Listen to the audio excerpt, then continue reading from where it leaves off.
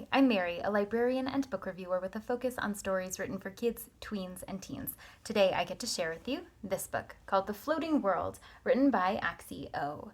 This is the story of two characters, Sunho and Ren. They both have really complicated histories, but they don't know about each other yet. So Ren has been living with her adoptive family after she fled from her home 10 years ago, and she keeps a secret hidden very closely as she is going through her daily life. Sunho used to be a soldier, but he's lost most of his memories, and now he's doing what he can to scrape by and survive.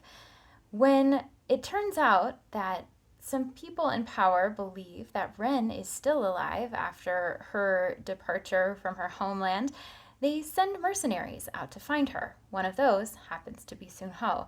And when the two have their paths ultimately cross, they have to determine whether they can trust one another with their respective truths and how they might navigate this increasingly complicated world together. This interesting young adult fantasy story takes a tale from Korean folklore and brings it into a really compelling new world. So while this is a romantasy storytelling book, it is a light romantasy, so great for those newer young adult readers, not too steamy, but definitely has some swoony romance moments. The story itself is told from several perspectives, so as readers are going through, they get the sense of each character's experience and their challenges and difficulties. And while some of it is predictable in nature, there's a lot of satisfying moments as the story unfolds.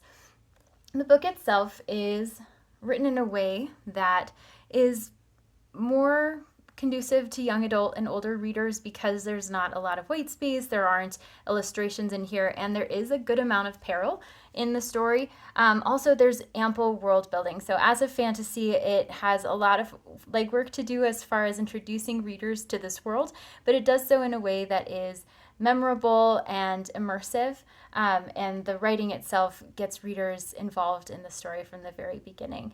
So there's definitely some supernatural elements, some folklore that comes into this fantasy storytelling, and this book is the first in its series, so it is primed for a sequel. There are lots of elements to this as far as the nature of the world, the haves versus the have-nots, secrets, and the truth that comes about when the characters lean into who they truly are and how that will impact the world around them.